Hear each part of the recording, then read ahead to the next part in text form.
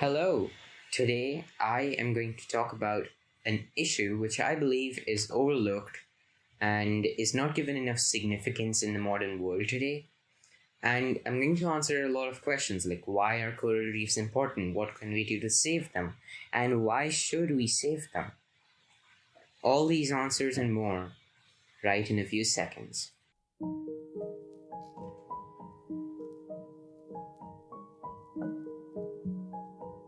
Before we start building up our knowledge on what coral reefs do for us and why they are important and how we can save them, we need to know what coral reefs are. So we need to form a solid base of our foundation. So coral reefs are basically these structures that are found on coastlines all around the world. And the way they are formed is that corals, when they mature, they reproduce and they release coral polyps, which are basically like the babies or the seeds of the coral. And they're released the same way that a plant releases spores in an explosion sort of way. And these coral polyps, they attach themselves to structures like limestone or calcium carbonate, outcroppings of rock found near coastlines.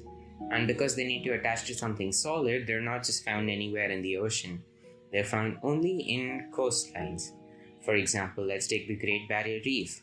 The Great Barrier Reef is a good example because it's not actually one coral reef. It's something known as a reef system, which is a system of hundreds of different reefs which are close together and which can form one giant reef system. And in fact, it's so huge it can be seen from space. So like an astronaut in the International Space Station would be able to see this colorful, beautiful line across the coast of Australia. And that's the Great Barrier Reef. It's composed of 2,900 individual reefs spanning 900 islands and stretching for over 2,300 kilometers over an area of approximately 344,000 square kilometers. That is huge. And it's so huge, in fact, that it's one of the biggest naturally generated structures in the entire world. And coral reefs, similarly, are the most diverse and one of the most important ecosystems. In fact, under the water, they are the most diverse ecosystems. So, where are coral reefs found? Coral reefs are found in areas such as India and Australia. So, for example, the coast of Rajasthan in India, or the northern coast of Australia. Obviously, we just talked about the Great Barrier Reef, but all over Australia, there's patches where you can find coral reefs. And so, along coastlines in many countries, like even the US and the UK, in some areas, you can find coral reefs. Islands are usually populated more with coral reefs, islands and peninsulas, because of the sheer amount of coastal area that exists near islands, because every direction you see in an island is a coast, and so coral reefs are found all across islands.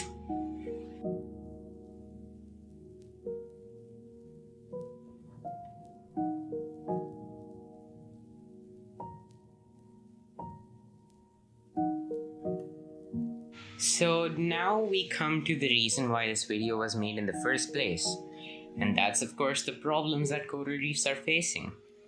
As is the case with many issues in the world today that we're facing as a community, it's a complex issue. It's not very straightforward. We can't just say that this person has caused it and just fix it. No, the issue is actually very complicated, and we need to look at every aspect of the situation, from the economic parts of it to the environmental impacts and the societal implications and importance of coral reefs.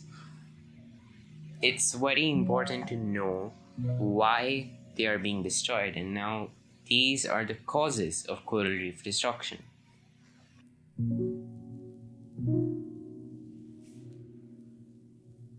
So, of course, as is the case with many other issues that the world is facing today, one of the biggest reasons why coral reefs are undergoing massive destruction is because of climate change. In places like Antarctica and the Arctic, the North and the South Pole, because of the increase in temperatures globally, the glaciers and the ice caps are melting at a fast rate, which has caused the sea level and the pH of the oceans to rise. And the pH is basically the acidity of the ocean. And because of the delicate nature of coral reefs and because of how fragile they are as an organism, this has caused many of them to die out. And another sub aspect of this is plastic pollution. And that's because plastic pollution has caused a lot of issues for corals as well. So plastic, when it was originally found, it was cheap, easy to get, and super quick to use. And that's why it was so popular. But now, because we've used it up and it's gone to the landfills, it's now ended up in our oceans and it's now suffocating our animals, our marine species. And corals are no different, unfortunately.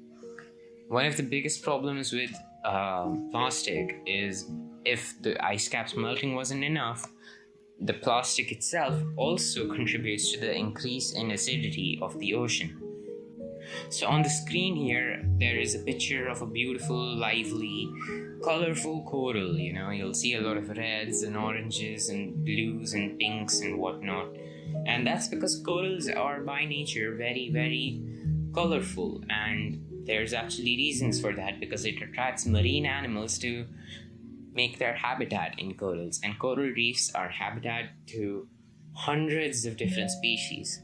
But on the other side of the screen, you'll see a picture of a coral reef which has undergone coral bleaching, and it's just devastating to see the impact it has had. They're all grey and dead, and they look like they're made out of stone, which they might as well be. The other issue with plastic pollution is that it causes harm to a lot of the species living within the corals as well. And so the plastic covers up the sunlight, blocks it from reaching the algae, and because they need it for photosynthesis, they're not able to photosynthesize or survive. And similarly with corals, they undergo bleaching and they're not able to photosynthesize. The algae within them is not able to photosynthesize either. So that's caused a lot of problems in recent years. Additionally, another problem with plastics is that they can often facilitate the growth of harmful pathogens, which means that they can allow corals to get sick and can transfer diseases to them. Remember, because of how biologically similar they are to animals, corals can also attract diseases and have contagious viruses that they have to battle themselves. In fact, the likelihood of disease outbreak within a coral reef increases from 4% to 89% when a coral comes into contact with plastic. This means that corals that do come into contact with plastic are 20 times more likely to get sick than those that don't. According to the UN environment, between 60 and 80% of water pollution and the trash that is in the ocean is plastic. Additionally, plastics can also abrade corals and create new openings. They basically tear open the skin of the coral, and that can allow an infection to start from anywhere. And all these infections are often those that come from different places, which the coral's immune systems cannot fight, which they are not used to, which makes them even more deadly. Coral is also very useful for mining. Coral mining is a very prevalent practice in countries such as the Maldives and Mauritius, where corals are easily found. And what that means is that they're mined for new materials because they contain things like limestone and are also used for other construction materials like concrete. And dead corals can be mined for calcium supplements or harvested for souvenirs or jewelry. Corals can also be harvested for decoration in the aquarium industry, where many corals are uprooted and sent to artificial environments and aquariums all around the world just because they look pretty. Of course, another problem that corals have to face is tourism or sea exploration. Tourism is a major problem for corals too, because scuba divers and other tourists can unintentionally and intentionally harm corals. If a diver does stray paddle or kick, it could destroy tens of corals. A stray kick or a stray reach of the arm, if it even brushes corals, it can destroy them completely because of how delicate they are physically and how soft they are. They are very brittle animals, and that means that they can easily be broken. Sometimes people also break off pieces of coral as souvenirs from their trips and their dives, which is a big problem for coral reefs, as the destruction of one can cause stress to the corals around it, and that can cause a widespread impact on the entire coral reef. Coral colonies and tissue damage from boat anchors is also prevalent, which means that submarines or boats that come into contact with coral reefs or boat anchors that hurt coral reefs also end up causing tons of destruction, and that can lead to a profound environmental impact upon the corals. We come to another big problem that corals are facing: overfishing. Overfishing or destructive fishing practices include things like cyanide poisoning or poison fishing, or using dangerous materials like dynamite to fish, which is very prevalent in developing countries where fishermen will often deploy cyanide to quickly kill lots of fish in the water itself and then grab them using a net, where they don't have to put in as much effort because the fish can't struggle and because they have already gotten their entire catch in one go because of the poison they release into the water. But this also kills corals, and I don't think it could be any more obvious as to why dynamite is harmful to corals. It explodes, and the explosion it causes often sends shrapnel and other toxic materials into the corals' skeletons and breaks them apart. It tears open their skin, leads to more sickness, and also physically blasts them sometimes. Now that we've talked about why coral reefs are being destroyed, we should talk about how this is important, what the consequences are of this: environmental, economic, social, and why coral reefs are important to us, how do humans benefit from coral reefs, and why is it our responsibility to save coral reefs. Coral reef destruction is a very negative thing for the entire ecosystem of Earth, which is a very fragile thing and depends on every single organism to perform its role to function properly. And corals form a very important role in marine ecosystems, of being a habitat where millions of species live, including ones like the crown of thorns starfish, or the Caribbean reef shark, or the green sea turtle, or the leopard coral grouper. They also are home to many famous species of fish like blue tang, which was featured in the movie Finding Nemo. Of course, corals are also home to many economically important fish species like snapper or grouper, and that is why corals are very important in marine ecosystems. They are also a source of food and new medicines, and they provide food for many different species. They are also a hotbed of activity for algae, which can photosynthesize and allow for the cycle of regeneration to continue. Corals are also important for being building materials because they're made of limestone and they can be used as concrete or cement, and that has of course led to coral mining, which is a big problem. Of course, corals are also sources of new medicines because corals contain many minerals and many vital, essential ingredients for certain medicines that are used all over the world. Coral reefs help protect shorelines from things like erosion or storm, which can often harm them severely.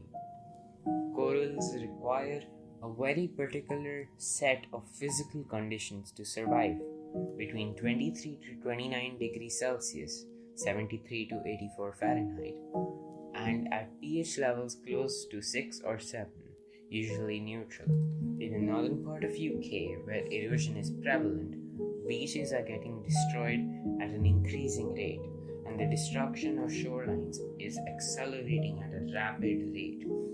And what that has led to has been the destruction of livelihoods of people who depend on shorelines, such as fishermen or people who have built their houses on beaches. Of course, this has also led to a decrease in tourism, especially of coastal areas in the UK, because of the destruction of beaches and the danger of erosion. Corals form a sort of barrier or a shield against that. Now, how does corals' destruction impact humans specifically? Now, that is a very important topic, and while corals have a lot of direct significance to us, which can cause direct harm to us, what it does mean is also that they have indirect effects on us. Corals are a big part of cultures such as those of Australia or the Maldives or Mauritius. The endangerment and extinction of corals could have a profound negative impact on these, and by effect due to globalization on every other country too, since cultures have a much more international reach now. Another problem is the downfall of tourism, especially marine tourism, in countries like Australia. Scuba diving is one of the most popular adventure sports and is a huge industry. And one of the things which are most attractive about scuba diving is corals. Corals are beautiful creatures which are often mesmerizing to a scuba diver and are often the sole reason why people take up scuba diving, which leads to a huge economic impact.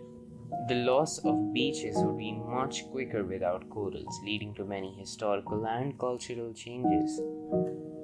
Corals house 25% of all marine life, and if coral reefs were destroyed, it would lead to almost the entire extinction or annihilation of these. Now, after looking at all of that, I think it's pretty clear to all of us that coral reefs are very important for the survival of the world. I think this is an issue which not many people talk about and which is overlooked a lot for favor of larger, more serious issues. But I don't think that's correct because this is also equally important and affects every aspect of human life, from economic to environmental to social. And now that we've looked at why coral reefs are important, what they do for us, and why it is our responsibility to save them, we have to raise awareness because that is the only way this issue will ever be solved. So, if you like this video, drop a like, maybe leave a comment, tell me how you feel. Be sure to press that subscribe button and share this with your friends.